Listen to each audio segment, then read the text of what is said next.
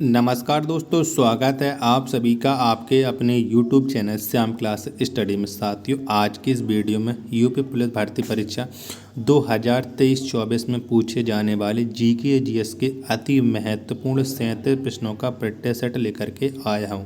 और प्यारे साथियों, मैं आपको जीके जीएस के वही प्रश्न करा रहा हूं जो विभिन्न प्रतियोगी परीक्षाओं में पूछे गए हैं और आने वाले समय में ये सारे प्रश्न यूपी पुलिस भर्ती परीक्षा 2023-24 के लिए बहुत ज़्यादा महत्वपूर्ण हो जाते हैं। तो प्यारे साथियों, आज के इस प्रैक्टिस सेट को पूरा करिएगा। प्रैक्टिस सेट को पूरा करने के बाद आपको अपना स्कोर ईमानदारी के साथ कमेंट बॉक्स में शेयर करना है और बताना है कि आपने हमारे इस प्रैक्टिस सेट में कितने प्रश्न हैं जो सही किए और आपको ये प्रैक्टिस सेट कैसा लगा। प्रैक्टिस सेट पसंद आए तो वीडियो को आप लाइक कर देना। चैनल को आपने अभी तक सब्सक्राइब नहीं किया होगा तो चैनल को आप ज़रूर सब्सक्राइब कर लीजिएगा। और प्रैक्टिस सेट को पूरा करने के बाद इसे आप अपने सभी दोस्तों के पास ज़रूर शेयर कर देना जो भी यूपी पुलिस भर्ती परीक्षा 2023-24 की तैयारी कर रहे हैं और इस बार सिलेक्शन उन्हें लेना है। तो सिलेक्शन आपको जब भी मिलेगा जब आप हमारे साथ लगातार प्रैक्टिस सेट करते रहोगे। बिना प्रैक्टिस सेट किए आप यूपी पुलिस में किसी भी कीमत पर सफलता हासिल नहीं कर पाओ, क्योंकि आपको ये नहीं पता चल पाता है कि आपका स्कोर कितना आ रहा है और आपको अभी और कितनी मेहनत करनी है। तो बिना मेहनत और बिना प्रैक्टिस सेट के यूपी पुलिस का एग्ज़ाम क्लियर नहीं हो पाएगा। तो मेरे प्यारे साथियों, लगातार अपना तैयारी करते रहिएगा और लगातार आप हमारे साथ जुड़े भी रहिएगा। तो इन्हीं सब बातों को ध्यान में रखते शुरू करते हैं आज का ये 37 अति महत्वपूर्ण प्रश्नों का प्रैक्टिस सेट। तो पहला प्रश्न है आपके सामने कि आकस्मिक निधि का वर्णन किस अनुच्छेद में किया गया है। तो कौन से अनुच्छेद में किया गया आकस्मिक निधि का वर्णन, ये आपको बताना है। तो जो आकस्मिक निधि है इसका जो वर्णन किया गया है वो किया गया है अनुच्छेद 267 में। किसमें? अनुच्छेद 267 में। तो एक का राइट आंसर हो जाएगा ऑप्शन नंबर बी। प्रश्न 2 है आपके सामने कि लाहौर के किले का निर्माण किसके द्वारा किया गया। तो किसने किया था लाहौर के किले का निर्माण? तो अकबर ने। किसने? अकबर ने लाहौर के किले का निर्माण किया था। 2 का राइट आंसर हो जाएगा ऑप्शन नंबर ए। प्रश्न 3 है आपके सामने कि राष्ट्रपति का विधिवत चुनाव प्रथम बार कब हुआ। तो कब हुआ था राष्ट्रपति का विधिवत चुनाव प्रथम बार? तो मई 1952 में। कब? मई 1952 में राष्ट्रपति का विधिवत चुनाव प्रथम बार हुआ था। तो 3 का राइट आंसर हो जाएगा ऑप्शन नंबर बी। प्रश्न संख्या 4 है आपके सामने कि भारत कितने पिन जोन में विभाजित है। तो कितने पिन जोनों में विभाजित है भारत? तो भारत ये 8 पिन जोनों में विभाजित है। कितने में? 8 पिन जोनों में विभाजित है। तो 4 का राइट आंसर हो जाएगा ऑप्शन संख्या सी। प्रश्न 5 है आपके सामने कि इंसुलिन में किस तत्व का अंश होता है। तो कौन से तत्व का अंश होता है इंसुलिन में? तो इंसुलिन में लोहा का अंश होता है। तो 5 का right answer option number D हो जाएगा। प्रश्न संख्या 6 है आपके सामने की ऊंचाई बढ़ने से वायुमंडलीय दाब पर क्या प्रभाव पड़ता है।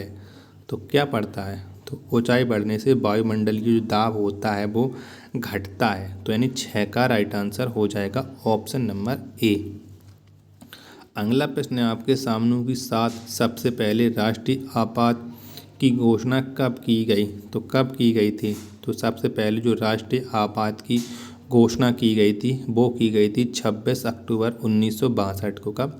26 अक्टूबर 1962 को। 7 का राइट आंसर हो जाएगा ऑप्शन नंबर सी। प्रश्न संख्या 8 है आपके सामने कि बान झील कहाँ पर स्थित है। तो कहाँ पर है ये बान झील? बान झील ये तुर्की में स्थित है। कहाँ पर है? तुर्की में है। तो 8 का राइट आंसर हो जाएगा ऑप्शन नंबर ए।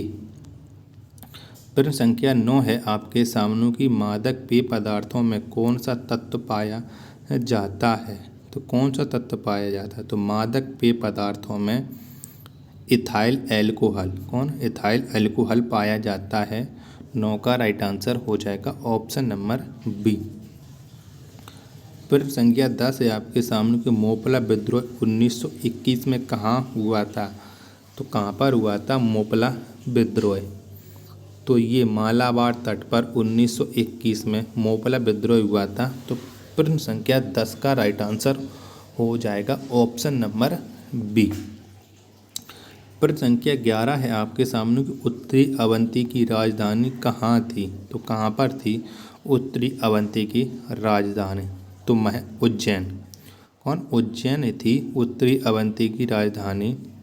तो 11 का right answer option number D हो जाएगा।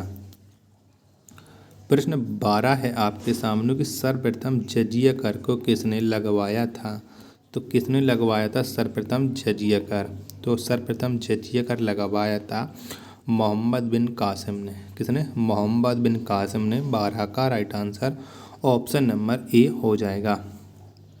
अगला प्रश्न 13 आपके सामने कि मानव निर्मित प्रथम तत्व कौन सा है? तो कौन सा है मानव निर्मित प्रथम तत्व? तो चारों ऑप्शन आपके स्क्रीन पर ये रहे, तो बताइएगा इनमें से मानव निर्मित प्रथम तत्व। तो पोलोनियम ये मानव निर्मित प्रथम तत्व है। 13 का right answer option number A. प्रश्न संख्या 14 है आपके सामने कि राष्ट्रकूट वंश की स्थापना किसके द्वारा किया गया? तो किसने की थी राष्ट्रकूट वंश की स्थापना? तो राष्ट्रकूट वंश की जो स्थापना की थी वो दंती दुर्ग ने की थी। तो 14 का राइट आंसर हो जाएगा ऑप्शन नंबर डी। प्रश्न संख्या 15 है आपके सामने कि तारिक उल हिंद की रचना किसने की थी? तो किसने की थी तारिक उल हिंद की रचना? तो अल बरूनी ने। किसने? अल बरूनी ने तारिक उल हिंद की रचना की थी। तो 15 का right answer option number B हो जाएगा। प्रश्न संख्या 16 है आपके सामने कि दिल्ली स्थित अशोक के स्तंभ का पता सर्वप्रथम किसने लगाया? तो किसने लगाया था? तो दिल्ली स्थित जो अशोक का स्तंभ है इसका जो पता टी पैंथलर ने सबसे पहले लगाया था। तो प्रश्न संख्या 16 का राइट आंसर हो जाएगा ऑप्शन नंबर ए। प्रश्न 17 है आपके सामने कि हिंदी साहित्य का स्वर्ण काल किस मुगल शासक के काल को कहा जाता है? तो कौन सी मुगल शासक के काल को कहा जाता है हिंदी साहित्य का स्वर्ण काल? तो ये कहा जाता है अकबर के। तो प्रश्न संख्या 17 का राइट आंसर हो जाएगा ऑप्शन नंबर ए। प्रश्न 18 है आपके सामने कि दीवान-ए बखूब की रचना किसने की थी? तो किसने की थी? तो दीवान-ए बखूब की जो रचना की थी वो जलालुद्दीन खिलजी ने की थी। किसने? जलालुद्दीन खिलजी ने। तो प्रश्न संख्या 18 का राइट आंसर हो जाएगा ऑप्शन नंबर डी। प्रश्न 19 है आपके सामने कि भरतहूत स्तूप का निर्माण किसने करवाया? तो किसके द्वारा करवाया गया था ये निर्माण आपको बताना है। तो भरतहूत का जो स्तूप है इसका जो निर्माण करवाया था वो अशोक ने करवाया था।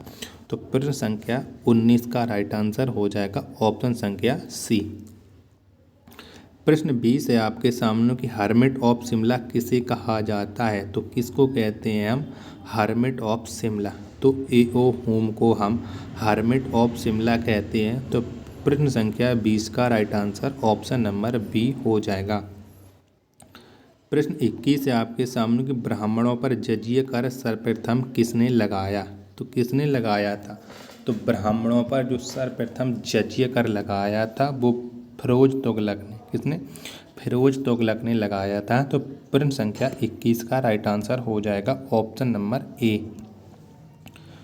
प्रश्न 22 है आपके सामने कि किस मुगल शासक के काल को मुगल काल का स्वर्ण युग कहा जाता है?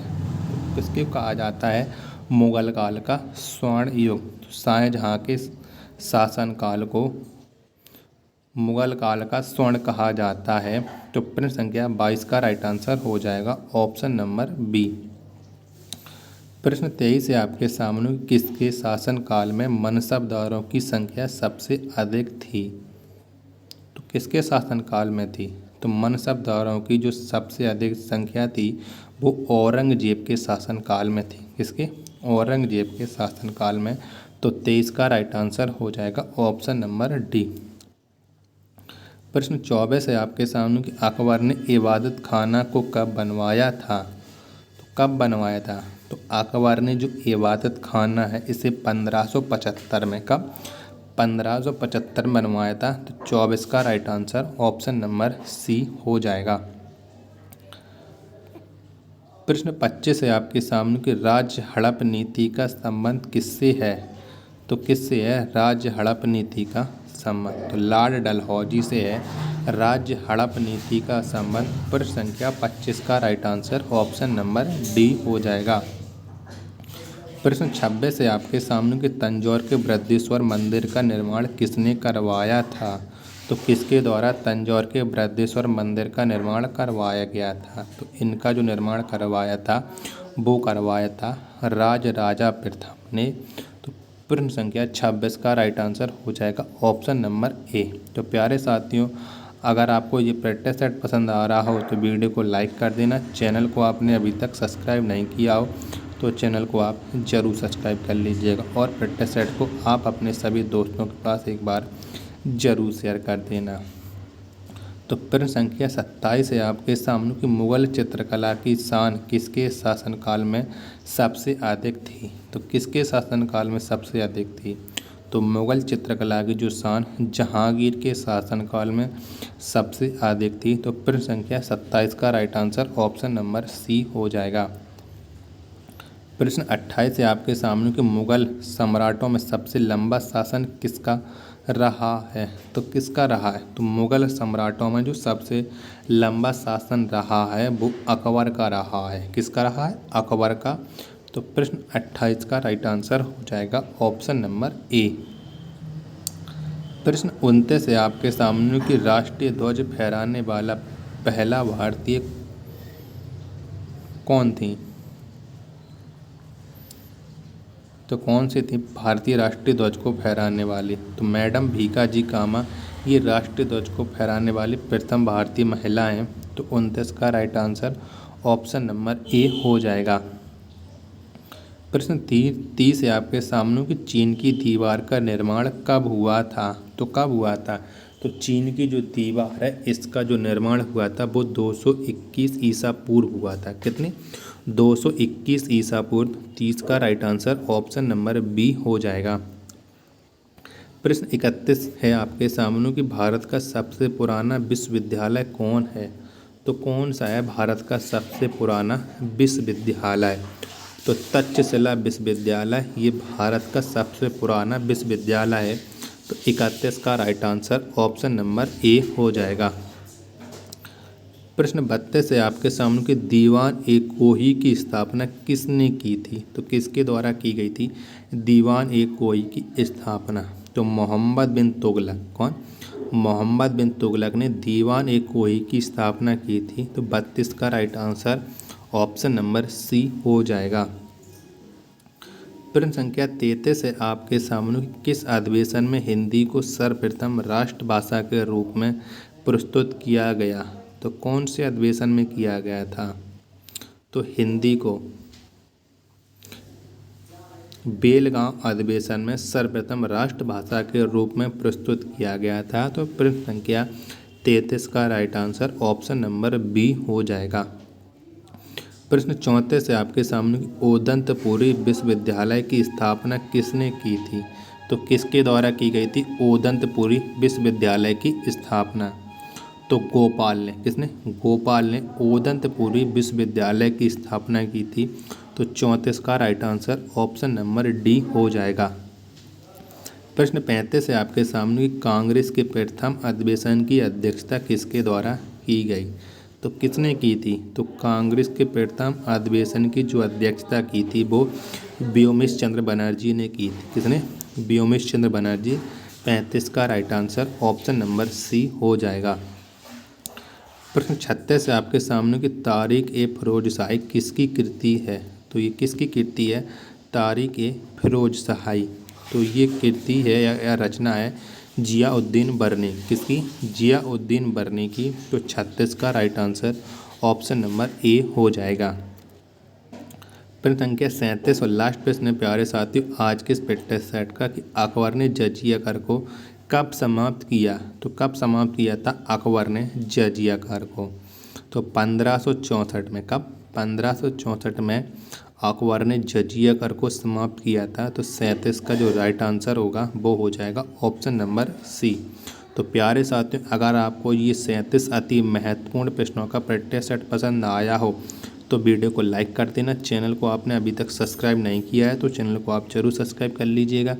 मिलते हैं पाए नेक्स्ट वीडियो तथा नेक्स्ट प्रैक्टिस सेट में, तब तक के लिए धन्यवाद। जय हिंद।